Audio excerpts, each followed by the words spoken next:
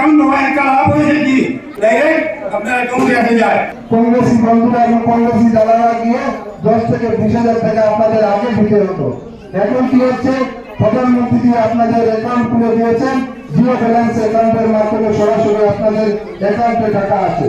আগামী 2047 সালে ভারতবর্ষকে একটি উন্নত এবং শক্তিশালী রাষ্ট্র হিসেবে প্রতিষ্ঠিত করার জন্য আমরা সবাই সহযোগিতা করব। একটাই উদ্দেশ্য, দেশের প্রধানমন্ত্রী চাইছেন গ্রামের জনগণ যাতে সরকারি প্রকল্প গ্রহণ করতে পারে।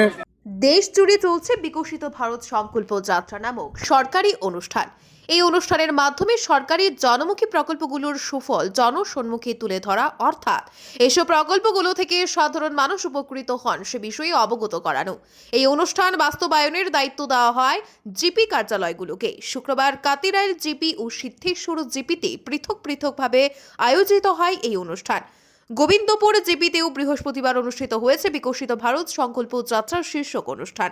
শুক্রবার কাতিরাইল জিপিতে স্থানীয় সদ্ভাবনা ভবনে আয়োজিত হয় এই অনুষ্ঠান। জিপি সচিব দুলাল চন্দ্র দেবের পৌরোহিত্যে আয়োজিত সভায় মুখ্য অতিথি হিসেবে উপস্থিত ছিলেন প্রাক্তন বিধায়ক অমর চাঁদ জৈন, কাতিরাইল জিপি সভানেত্রী সুপর্ণা ভট্টাচার্যের প্রতিনিধি তথা বিজেপির নেতা সুব্রত ভট্টাচার্য, বিজেপি কাটিগড়া মণ্ডল সভাপতি বিশালাক্ষ দেব ওরফে বাবলা, বিভিন্ন লাইন বিভাগের কর্মকর্তা, আশা ও অঙ্গনওয়াড়ি কর্মীরা।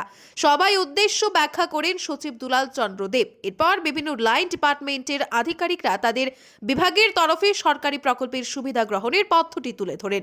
আমন্ত্রিত অতিথিরা তাদের বক্তব্যে কংগ্রেস সরকারের আমলের তীব্র সমালোচনা করে নরেন্দ্র মোদী সরকারের দ্বারা সাধারণ জনগণের উন্নয়নের জন্য জনমুখী প্রকল্পের কথা তুলে ধরেন।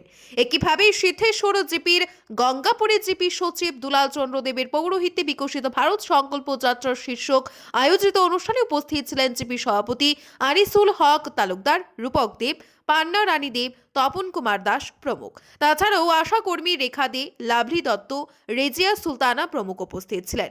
গোবিন্দপুর জিপিতে আয়োজিত বিকশিত ভারত সংকল্প যাত্রা শীর্ষক আয়োজিত অনুষ্ঠানে উপস্থিত ছিলেন জিপি সভাপতি শিবব্রত দাস, বিজেপি অসম প্রদেশ সম্পাদক কনাদ পুরকায়স্থ, বিজেপি মণ্ডল সভাপতি বাবলা দেব, নির্মলেন্দু চক্রবর্তী, ঝলক চক্রবর্তী প্রমুখ।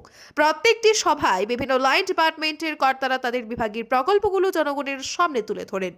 ব্যুরো রিপোর্ট, আজকের বরাক।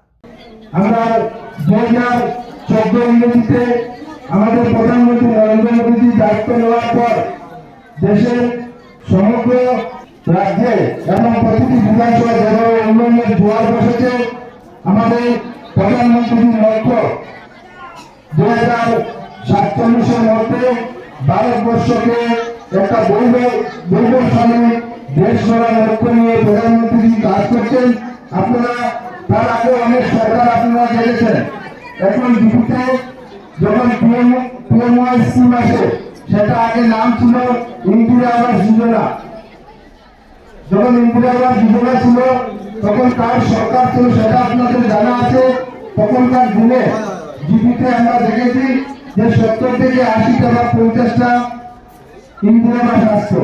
তখন কিভাবে লুণ্ঠন করা হতো, কংগ্রেস আমলের যারা নেতারা ছিলেন, দালালরা ছিলেন, তারা লুণ্ঠন করেছেন। 2014 সালে যখন প্রধানমন্ত্রী মোদী শপথ নেওয়ার পর উনি প্রথম সিদ্ধান্ত নিয়েছেন যে ভারতবর্ষের মানুষকে প্রথমে আমি জনধন যোজনার মাধ্যমে ব্যাংক অ্যাকাউন্টে অ্যাকাউন্ট করব।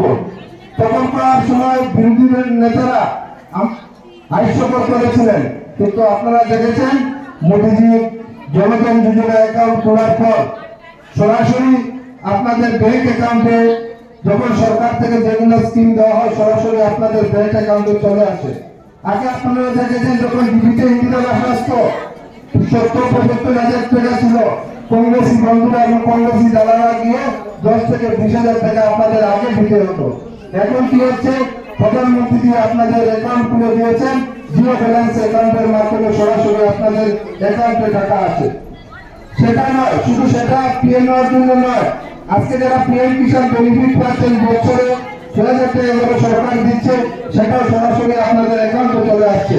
আজকে আপনারা দেখুন অরণ্যোদয় প্রকল্প প্রত্যেক মাসে 1250 টাকা, সেটা আসাম সরকারের স্কিম, সেটাও আপনাদের অ্যাকাউন্টে চলে আসে।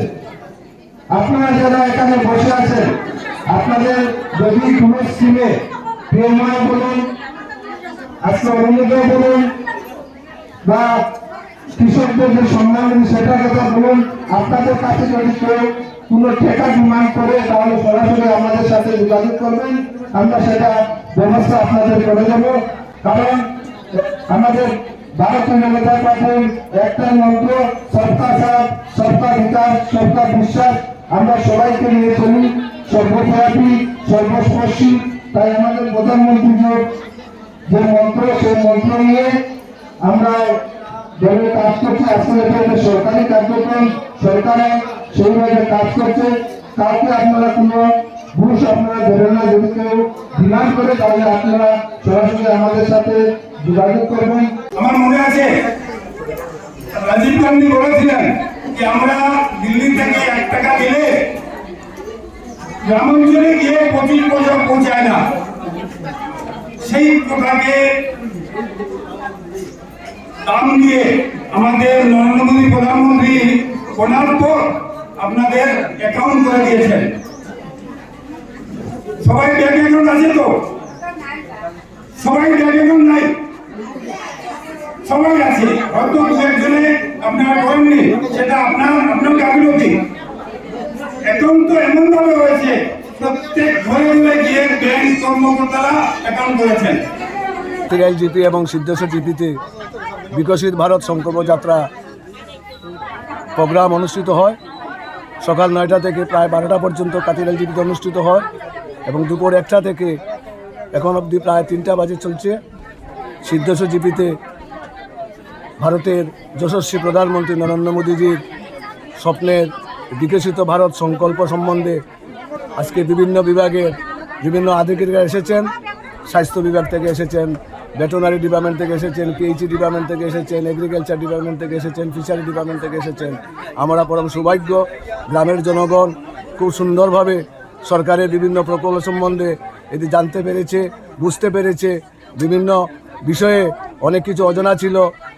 প্রধানমন্ত্রী বিশ্বকর্মা সম্বন্ধ এই বিষয়ে সবিস্তারে জনগণের সামনে তুলে ধরা হয়।